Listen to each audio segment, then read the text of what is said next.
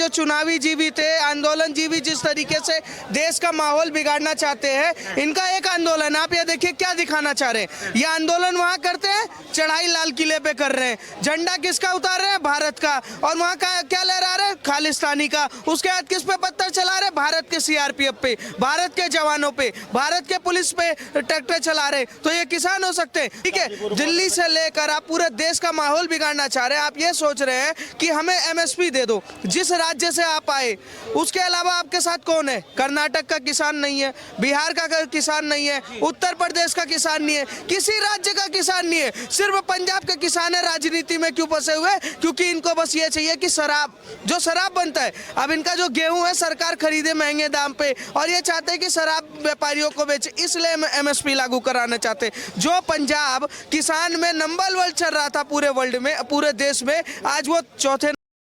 Hello friends, welcome to my channel Momcom Care. आ गई हूँ आज एक और नई वीडियो लेकर।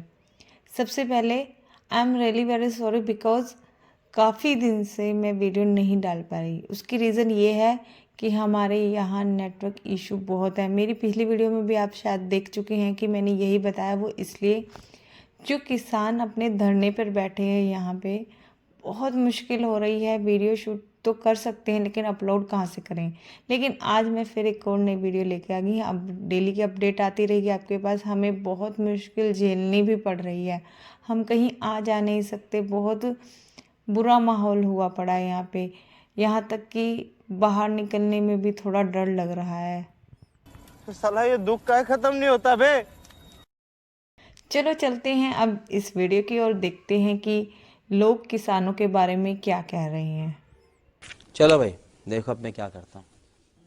किसान है और पंजाब में सिर्फ 9 लाख किसान है, उसमें से भी ये जो प्रदर्शन कर रहे हैं वो किसान नहीं है। ये सारे जो है ना, चुनाव आने वाला, विदेशों से फंडिंग आई है, करोड़ों रुपए आए हैं, बिलियन डॉलर्स आए हैं जो इंडियन रुपीस में कन्वर्ट होकर के सब में डिस्ट्रीब्यूट हो रहे हैं। तो वो फंडिंग के दौर फंडिंग के वजह से जो है ना, इनको पैसे मिले गए हैं कि आप मोदी सरकार को गिराने के लिए, उनको नीचा दिखाने के लिए, पूरी दुनिया में उनकी बदनामी करने के लिए आप आंदोलन करो। वरना आप एक बात बताइए, पूरे भारत देश के किसान अपने खेतों में खेती कर रहे हैं। सिर्फ पंजाब और हरियाणा के ही किसान क्यों बार बार आंदोलन करने आ जाते हैं? आखिर उनको क्या चाहिए? और हरियाणा के भी किसान अपने खेतों में खुशी से खेती कर रहे हैं, उनको कुछ नहीं चाहिए। सरकार आज फर्टिलाइजर के पैसे सीधा अकाउंट में दे रही है, पेस्टिसाइड के पैसे अकाउंट में दे रही है, सब चीज़ों के गरीब को अब सीधा पैसा, डायरेक्ट पैसा अकाउंट में जा रहा है, किसानों को सारा पैसा अकाउंट में जा रहा है। जब सरकार ने इतना पारदर्शी ट्रांसपेरेंसी सिस्टम बना दिया है, फिर किस बात का ये लोग आंदोलन कर रहे हैं? भैया इन आंदोलन जीवियों को ये समझना चाहिए कि इनकी वजह से गरीब लोगों को, आम लोगों को बहुत परेशानी हो रही है। ये जो आकर के बॉर्डर पे जो बार बार जाम लगा देते हैं, इनकी वजह से पुलिस को बैरिकेडिंग करनी पड़ती है। इसके वजह से कितना नुकसान हो रहा है देश का, देश की तरक्की का पहिया जाम हो रहा है। इनको ये समझना चाहिए कि कितने ट्रांसपोर्ट दिल्ली में एंटर नहीं कर पा रहे, कितने ट्रांसपोर्ट जा नहीं पा रहे, कंसाइनमेंट सब रुकी हुई है कंपनियों में, कितना देश को नुकसान हो रहा है इन आंदोलन जीवियों की वजह से। इनको समझना चाहिए कि भैया देश को तोड़ने में कोई फायदा नहीं है।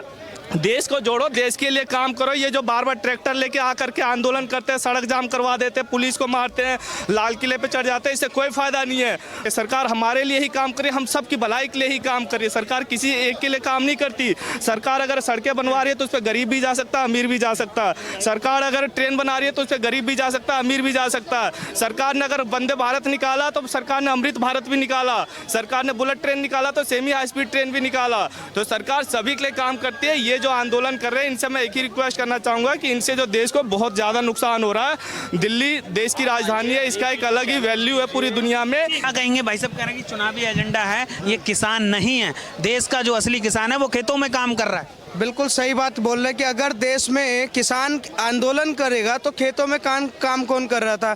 13 महीने के आंदोलन में आप देखिए, ना सब्जियों की कमी पड़ी इस देश में, ना फलों की कमी पड़ी, ना अनाज की कमी पड़ी। तो इससे ये पता चलता है कि ये जो चुनावी जीवी थे, आंदोलन जीवी जिस तरीके से देश का माहौल बिगाड़ना चाहते हैं, इनका एक आंदोलन, आप ये देखिए क्या दिखाना चाह रहे हैं। ये आंदोलन वहाँ करते हैं, चढ़ाई लाल किले पे कर रहे हैं, झंडा किसका उतार रहे हैं? भारत का। और वहाँ का क्या लहरा रहे हैं? खालिस्तानी का। उसके बाद किस पे पत्थर चला रहे? भारत के सीआरपीएफ पे, भारत के जवानों पे, भारत के पुलिस पे ट्रैक्टर चला रहे। तो ये किसान हो सकते हैं? ठीक है, दिल्ली से लेकर आप पूरे देश का माहौल बिगाड़ना चाह रहे हैं। आप ये सोच रहे हैं कि हमें एमएसपी दे दो। जिस राज्य से आप आए उसके अलावा आपके साथ कौन है? कर्नाटक का किसान नहीं है, बिहार का किसान नहीं है, उत्तर प्रदेश का किसान नहीं है, किसी राज्य का किसान नहीं है, सिर्फ पंजाब के किसान है। राजनीति में क्यों फंसे हुए? क्योंकि इनको बस ये चाहिए कि शराब, जो शराब बनता है, अब इनका जो गेहूं है सरकार खरीदे महंगे दाम पे, और ये चाहते हैं कि शराब व्यापारियों को बेचे, इसलिए एमएसपी लागू कराना चाहते हैं। जो पंजाब किसान में नंबर 1 चल रहा था पूरे वर्ल्ड में, पूरे देश में, आज वो 4थे नंबर पे आ चुका है। जो मध्य प्रदेश 8वें 9वें नंबर पे था, आज देश में पहले नंबर पे आ चुका है। तो इससे ये पता चलता है कि जो किसान ही थे, जो किसान कर रहे थे, जो देश के लिए काम करना चाह रहे थे, वो काम कर रहे हैं, और जो देश को तोड़ना बटोरना इन सब में लगे पड़े, वो ऐसे ही आंदोलन करते रहेंगे। आप इनको किसान नहीं मानते जो धरने पे बैठे हैं? मैं बिल्कुल किसान नहीं मानता। अगर किसान होते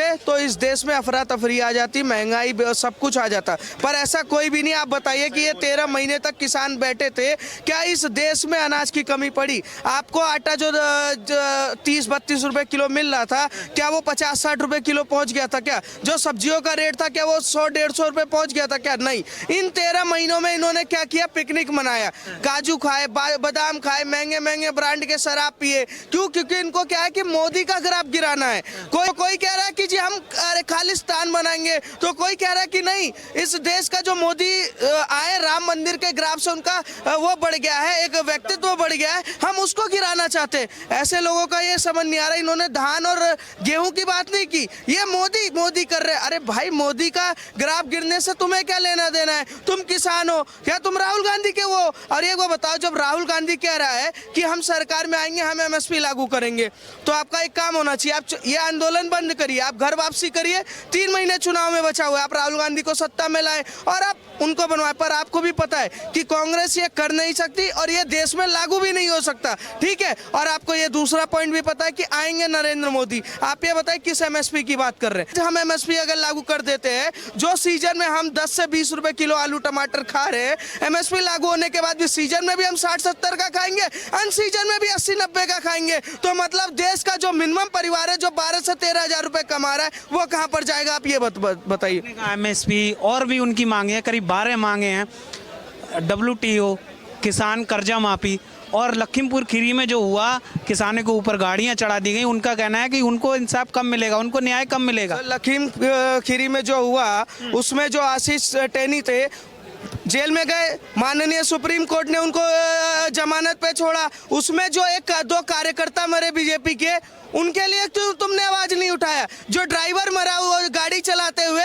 उस पर क्यों नहीं आवाज उठाया? अब दूसरा कहते हैं 12 मांगों में WT से आपसे क्या लेना देना है? आप कर्ज माफी की बात करते, चलिए कर्ज माफी कर देते हैं। दूसरा आप आइए, ये कह रहे नीलम आजाद को आजाद करो, जो संसद में बम फोड़ के गई है। ठीक है, ये कह रहे जो लाल किले पे झंडा गिरा के गया, उनके केस वापसी लो। जिन्होंने ITO पे पुलिस कर्मियों पे गाड़ी चढ़ाई, उनके वापसी लो। 750 किसान मरे, डेटा कहाँ है वो आज तक नहीं पता चला। सरकार मांगती है लाओ डेटा दो, 7.5 जो 100 किसान मरे वो कहाँ पर है? नहीं लेना देना। ये मन गिड़त कहानी बना के दिल्ली में चुनावी जीवी की तरह, आंदोलन जीवी की तरह एक फंडिंग कर रहे हैं। मैं कह रहा हूँ कि विपक्ष इनका साथ दे रहा है। पंजाब में आम आदमी पार्टी की सरकार है, अरविंद केजरीवाल की सरकार है। आप एमएसपी क्यों नहीं लागू कर देते राज्य में? आपके तो घोषणा पत्र में था ना कि हम आएंगे तो एमएसपी लागू करेंगे। दिल्ली में आपने बोला कि हम लागू करेंगे, राजस्थान में राहुल गांधी बोल के आए, पर केंद्र में सेंट्रल जो बैठी हुई है, सेंट्रल चर्चा करना चाहती है, तो आप वहां पर ट्रैक्टर दिखा रहे हो कि ट्रैक्टर बैरिकेड किस लिए लगाया गया कि 13 महीने पहले जो आप कारनामा करके गए थे वो दोबारा से ना हो जाए। जिस समय 26 जनवरी को लाल किले और यहाँ पर कर रहे थे ना, दिल्ली की जनता अपनी गेटों पे ताला मार के 8-8 ताले मार के अंदर बैठी हुई थी कि कहीं हमारे घर के पास ना आ जाए। इतना डर का माहौल था। तो हम क्या डर का माहौल दोबारा से साबित करवा दे? ये क्या है कि आंदोलन किस लिए करना चाहते हैं कि चुनाव में थोड़ा बहुत सीट मिल जाए। पर मैं जानकारी के लिए बता दूं, सीट तो छोड़िए, जो है भी वो भी जाने की तैयारी में है। जाने की तैयारी बिल्कुल। लोकसभा में हैट्रिक लग रही है भाजपा सर, 400 प्लस के साथ प्रधानमंत्री मोदी जी ने बोल दिया और आत्मविश्वास के साथ उन्होंने बोला है कि 400 प्लस के साथ आएंगे। जिस दिन दोबारा से प्रधानमंत्री नरेंद्र मोदी शपथ लेंगे ना, इस देश में अपने आप पता चल जाएगा उन लोगों को जो देशद्रोहियों की तरह कि कह रहे थे भारत तेरे टुकड़े होंगे, जो आतंकवादी, ये सब इन पे लगाम दोबारा से लगेगा और ऐसा लगेगा बड़े फैसलों का माहौल होगा। अभी तो 370 हटा, राम मंदिर बना ना, अब आप देखिए कि तीसरे ट्रम में क्या होता है। इस देश का पूरा कायाकल्प होगा। जो हम 2047 का बजट लेके चल रहे ना कि विकसित भारत, वो 2029 तक हम पूरा करेंगे। अच्छा, सभी पार्टियां दावा करती हैं अपनी अपनी जीत का कि इतनी सीटें हम जीत रहे हैं, इतनी। आप क्या देख के बोल रहे हैं 400 सीटें? सर हम ये देख के बोल रहे हैं कि नरेंद्र मोदी ने काम किया। जिस देश में आप खड़े हो उसी देश में 2014 से पहले 2 एम्स था, आज 24 है, 7 IIT था, 14 है, 94,000 किलोमीटर सड़कें थी, आज 1,86,000 किलोमीटर सड़कें हैं।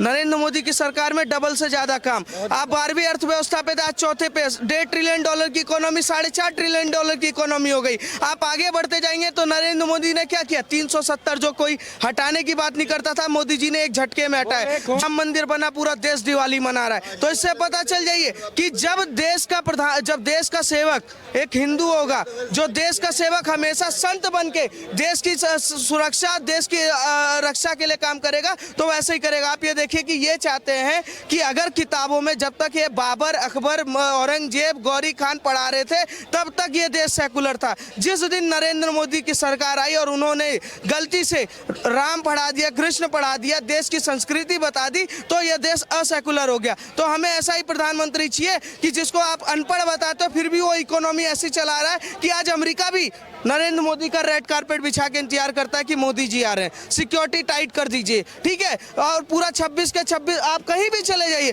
नरेंद्र मोदी के आने के बाद रुपए का वैल्यू भी बढ़ा है। आप ये देखिए कि UPI आज 17 देशों में मान्य है।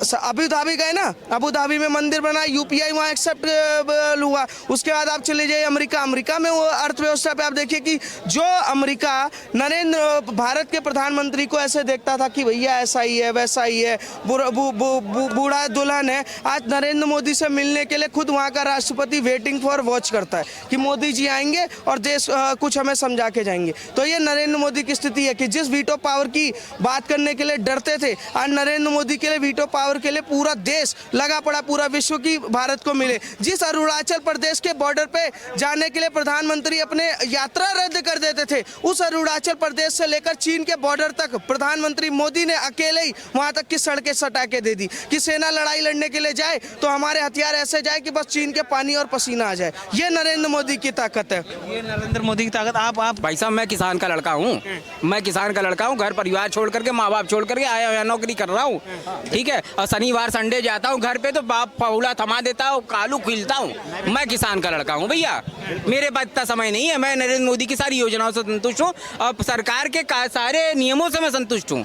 सरकार जो भी ला रही है सब हक की जनता के फैसले में आ रही है। देश में नरेंद्र मोदी की दोबारा जो सरकार बन रही है वो देश के जनता वासियों को जागरूक करने के लिए पर्याप्त है, किसी को कहना नहीं है, ठीक है। जो जो योजनाएं चल रही है सरकार की तरफ से, वो सारी योजनाओं से लोग लाभान्वित भी है, संतुष्ट भी है, लाभान्वित भी है, संतुष्ट भी है।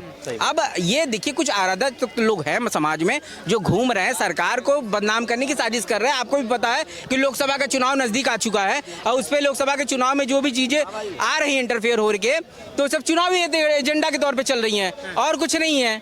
चुनावी एजेंडा के तौर पे सारी चीजें चल रही हैं। देश के यशस्वी प्रधानमंत्री जी जो सपना लेकर के आज चल रहे हैं, निश्चित तौर पे 15 साल बाद ये भारत अलग सी भारत दिखेगा, विकसित भारत दिखेगा। और क्या, बिल्कुल विकसित भारत की तरह दिखेगा।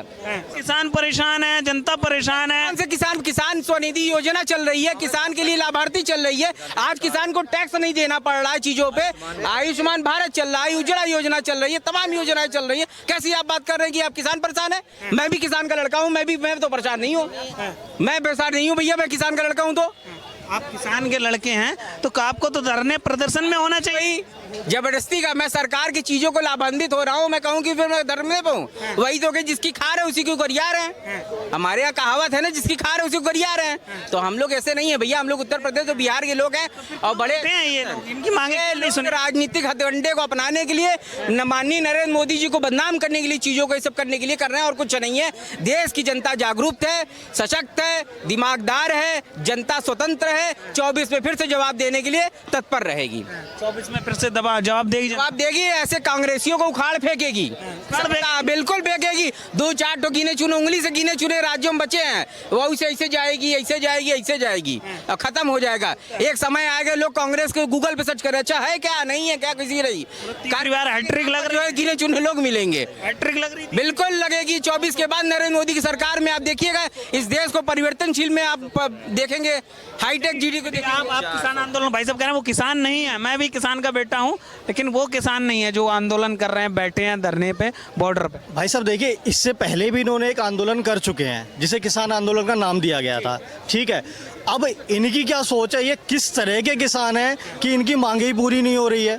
एक किसान, कोई भी आदमी एक प्रदर्शन करता है, धरना प्रदर्शन करता है, सभी लोगों का कुछ ना कुछ एजेंडा होता है और वो सरकार के बीच रखता है, सरकार से बात होती है, आराम से धरना प्रदर्शन होता है। तोड़ फोड़ करना, पुलिस को मारना, रोड जाम कर देना, आप यकीन, मैं वहीं पर रहता हूँ जहाँ पे इनका पिछले साल प्रदर्शन था, गाजीपुर बॉर्डर के बगल में, गाजीपुर बॉर्डर के बगल में दारू की बोतलें में मिलती थी वहाँ पे, यानी शाम के समय आप जाते, पूरी की पूरी दारू की बोतलें पड़ी हुई हैं बिल्कुल लाइन से, ठीक है। अब इनके क्या एजेंडे, क्या एजेंडे नहीं, ये तो हमें नहीं पता, ठीक है, लेकिन ये है कि ऐसा नहीं करना चाहिए इन्हें, ठीक है। सरकार जिस तरह दंगे फैला रहे हैं ये लोग, आराम से सरकार से बात करे, इनके कौन से मुद्दे ऐसे, सरकार सुन नहीं रही है, सोई हुई सरकार है मोदी सरकार। देखिए ऐसा कुछ नहीं होता, सारे के सारे जितने भी विपक्ष के लोग हैं, ये मेरे हिसाब से तो सारे के सारे विपक्ष के जो लीडर हैं, किसान लीडर हैं, ये लोग आके अड़ जाते हैं, ठीक है। जो इनके साथ के लोग, जो जैसे इनके गांव से ज़्यादातर लोग को बुलाया जाता है, ठीक है, क्योंकि कई जुड़ाव होता है, एक कहते हैं लगाव जिसे कहते हैं, उनके साथ ये आता है, बाकी इनका कोई लेना देना नहीं है। सिर्फ ये 2024 के इलेक्शन की वजह से लोग यहाँ पर हैं, इनको लग रहा है कि कुछ हो जाएगा, नहीं हो पाएगा तो अपने आप ही किसान प्रदर्शन जो भी है हट जाएगा। तो किसान के लिए जो इस सरकार ने करा, इससे ज़्यादा तो मुझे लगता नहीं कि भारत के इतिहास में आपने अभी भी जो वीडियो देखी, ये कहीं ना कहीं सही बोल रहे हैं। प्रॉब्लम ये है कि हम जहाँ रह रहे हैं वहाँ पे भी बिल्कुल बॉर्डर बिल्कुल पास पड़ रहा है और सभी लोग वहीं धरने पर बैठे हैं, किसान लोग, किसान और इतनी फोर्स मिलिट्री जवान वहाँ खड़े हैं, वहाँ पर इतनी पत्थरबाजी होती है, यहाँ तक कि गोलियाँ भी चला देते हैं। इतना बुरा हाल है इधर का। मैं कोई वो अफवाह नहीं फैला रही, क्योंकि मेरे बिल्कुल पास में ही बॉर्डर पड़ रहा है और इतना बुरा हाल है, वहाँ से आना जाना भी बहुत मुश्किल है। या अगर वहाँ पर कोई हम जैसा लोग, क्योंकि हम तो नहीं जाएंगे, लेकिन कोई जेंट्स भी जा रहा है तो वहाँ पर उसको भी अरेस्ट कर लिया जाता है, इतना बुरा हाल है। और वहाँ पे ये जो इन्होंने बात कही है वो सच है, वहाँ पे इतनी बोतल होती है बियर वगैरह की, इतनी बाहर, जहाँ पे थोड़ा सा पास में ही पड़ता है वहाँ पे कोई नहीं जा सकता, इतना बुरा हाल है।